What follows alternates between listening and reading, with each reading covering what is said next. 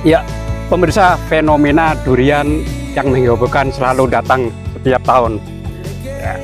Buah ini memiliki citra rasa yang berbeda di antara buah lainnya dan memiliki harga juga yang berbeda.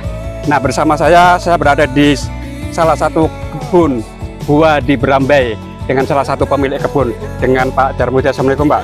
Waalaikumsalam warahmatullahi wabarakatuh. Selamat pagi dan semangat pagi. Ya, Pak Darmudi, sejarah dari pengelolaan kebun ini mulai dari kapan, ini, Pak? Alhamdulillah, ini sejak tahun 2015. Jadi 100 juta dapat 3 hektar di sini. Pada saat Bapak beli kondisi sudah ada buahnya ini atau belum? Jadi saya beli ini dalam kondisi hutan belukar, Mas. Jadi ketika itu setelah saya beli, ada orang yang meminta lahan ini untuk buat kebun sayur. Oh, monggo, terima kasih. Saya sangat bersyukur kalau Bapak mau menggarap lahan saya untuk kebun sayur. Cuma tolong jangan tanaman keras, tanaman kerasnya nanti saya. Oke, Pak, deal. Jadi akhirnya bagus, bersih, digarap sama beliau. Saya tanamin duriannya.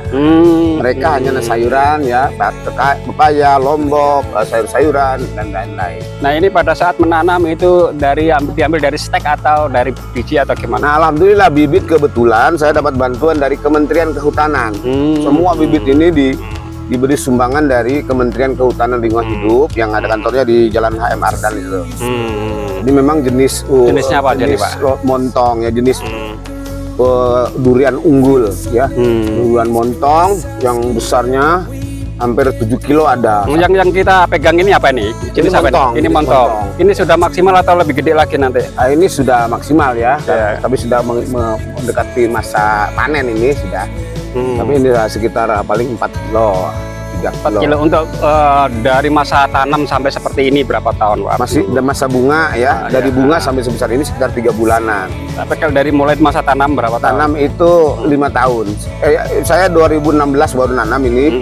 2015 saya buka lahan, 2016 mulai tanam bibit kecil-kecil, bibit yang kecil aja. Iya. Ini sampai sekarang 2023, ya, sudah menghasilkan buah. Berarti sudah berapa kali tanam sejak penanaman awal, Pak? Baru pertama ini, panen pertama. Baru panen perdana gitu kan. Dan alhamdulillah kita diberi kesempatan untuk menikmati panen perdana ini.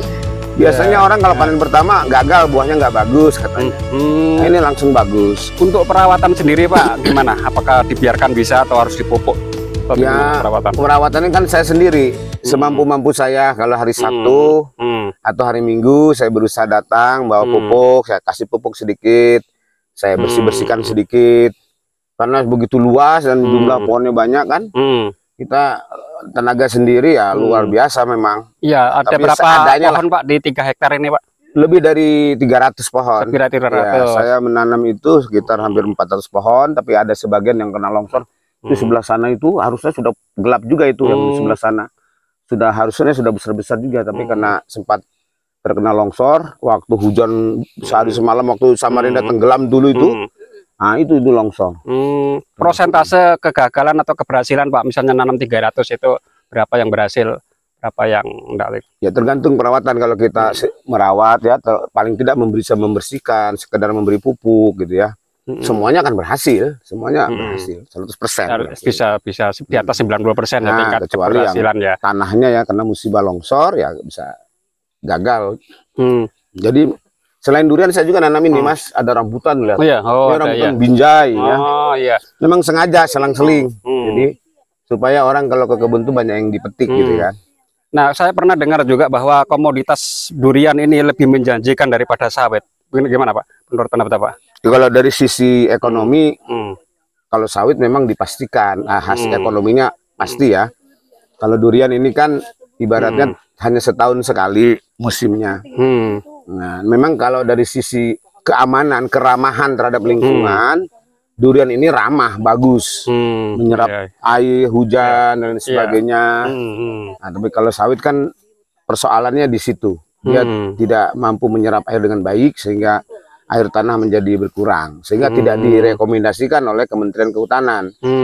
Tapi kalau dari sisi ekonomi memang mungkin sawit lebih menjanjikan, ya. Tapi durian pun kalau yang ditanam durian jenis-jenis musangking, ya, jenis yang unggul yang mahal itu, asalkan bisa memasarkan dengan baik, insya Allah juga tidak sedikit penghasilannya gitu, ya. Ada juga yang saya lihat pohonnya tinggi ini bisa rendah seperti ini, beda jenis atau gimana? Kalau yang tinggi itu biasanya dia tanam dari biji. Oh gitu. Dan umurnya sudah 50 tahun. Durian lokal ya, itu tanaman nenek moyang. Kita hanya menikmati keturunan ahli warisnya, hanya menikmati panennya aja. Yang nanamnya itu kakek buyutnya. Pohonnya sudah sebesar drum. Itu biasanya durian lokal dan umurnya sudah 50 tahun ke atas. Kalau ini durian unggul dan kita tanam baru umur 5 tahun sudah berbuah. Keuntungannya kalau rambutan pendek ini kita perawatannya ya, memanennya gampang juga. Ya. Cuma dicurinya juga gampang. Begitu ya. Jadi pernah dicuri juga Kak, Pak? Bisa jadi. Kalau misalnya Pak, mungkin dengan rekayasa iklim durian itu panennya bisa diatur gitu. Bisa. Ketika musim hujan kita tutup ini. Di bawah ini pakai terpal atau plastik, sehingga tidak ada air hujan masuk ke sini. Jadi seolah-olah kemarau, seolah-olah dibuat kemarau, tidak ada hujan, kering. Setelah 1 bulan kita tutup, baru kita buka, siram dengan air atau kena hujan, itu keluar bunganya. Sistemnya seperti itu.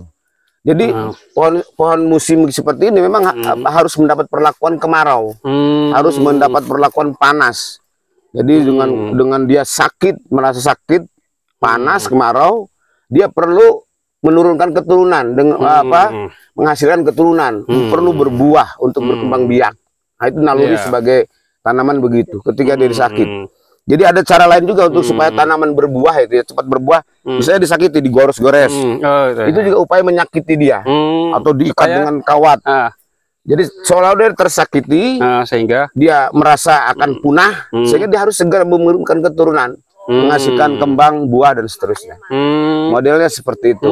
Dia di pasaran penjual buah kan kadang-kadang kita nggak tahu mana yang bagus dan ini Bapak mungkin bisa ceritakan nih. Tip memilih durian yang bagus itu seperti apa? Kulit kah, apanya kan? Ya, memilih durian yang bagus. Kalau durian umumnya durian montok, durian lokal atau durian yang berkulit tipis, itu gampang mendeteksinya dengan cara mencium. Dengan mengeluarkan bau harum pasti bagus. Dia kadang dibuktikan dibelah sedikit. Nah, jadi lebih baik kalau membeli durian minta dibelah di situ atau dibukakan di situ. Kita rasakan baru kita jadi. Gitu. Kalau sudah dibelah sedikit gitu, berapa tahan lama Pak bulan gini? Kalau sudah dicongkel? Sudah dicongkel. Ya kalau sudah terbuka biasanya cepat, harus kita taruh di kulkas ya. Kecuali kalau belum masih dibuka, utuh gini, bisa bertahan lama. Bisa 1 bulan mungkin kayak ini. Bisa tahan. 1 bulan. 1 bulan ini tahan. Sudah dalam kondisi masak tahan. Karena ini nggak gampang busuk. Ini jenis kulit tebal ini bisa bertahan lama. Beda dengan kulit durian yang lain yang gampang pecah, itu nggak lama. Setelah masak 2-3 hari pecah, dia sudah bisa jadi akan cepat busuk. Yang bagus itu duriannya dipetik atau jatuh sendiri atau gimana? Tergantung jenisnya ya. Kalau durian montong seperti ini harus dipetik. Kalau nunggu masak, harus petik. Iya, kalau nunggu masak, kapan masaknya? Dia tidak mau lepas. Udah mau jatuh ya. Gitu. Kuat sekali. Kalau gini harus dipetik, diperam, ya masak juga akhirnya. Tapi kalau dibiarkan dini mungkin sampai 1 bulan tidak akan jatuh ini. Iya, karena dia sistem kokoh nih jenisnya. Ini aja perantingnya, dahan-dahannya itu sangat kokoh, nggak ada satupun dahan yang meranggas, karena memang dia vegetatifnya bagus, sistem perkembangbiakannya bagus. Beda dengan yang montong satunya itu, yang saya tanam itu gampang meranggas, gampang terkena penyakit. Kalau dari citra rasanya lebih enak mana, dengan yang jatuh atau yang dipetik biasanya? Ya enak yang jatuh pastinya. Yang jatuh karena dia masak sempurna ya. Masaknya sempurna. Nah ya, apa nih Mbak rencana untuk pengembangan ke depan buah ini Pak? Mungkin ada pandangan khusus? Insya Allah saya seandainya jalan yang kita lewati itu diperhatikan oleh pemerintah daerah, baik pemerintah kota maupun pemerintah provinsi, karena jalan itu sesungguhnya jalan tembus, jalan alternatif menuju ke bandara kita di sana. Kalau ini jalan ini tembus bandara, itu orang-orang ke bandara akan mudah ya, akan nyaman lewat sini, dan di sini para petani juga akan nyaman. Terus saya akan merasa nyaman ketika berkebun di sini dengan jalan bagus. Bahkan rencana saya akan saya jadikan ini wisata kebun buah, Mas. Wisata kebun buah. Jadi ketika panen datang, saya akan tawarkan ke semua masyarakat. Dengan datang seperti sampean ini bawa kendaraan, petik di tempat, makan sepuasnya, pulang bayar, gitu kan. Ini kan baru ada durian sama rambutan ya. Ada lagi nggak buah lagi selain rambutan sama durian? Banyak, ini ada yang saya tanam itu, ada kelengkeng banyak. Ada kelengkeng juga, Sudah mangga, berbuah. mangga juga. Mangga ada, ya. duku ada. Ada ya. Ada duku juga sudah mulai berbuah.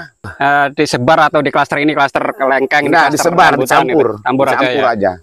Jadi nanti saya bikin jalan-jalan teras kecil-kecil. Jadi orang bisa keliling on turun naik bukit. Tapi harus ada jalannya. Kalau tadi sampai turun akan susah ya. Tapi kita bikin jalan setapak.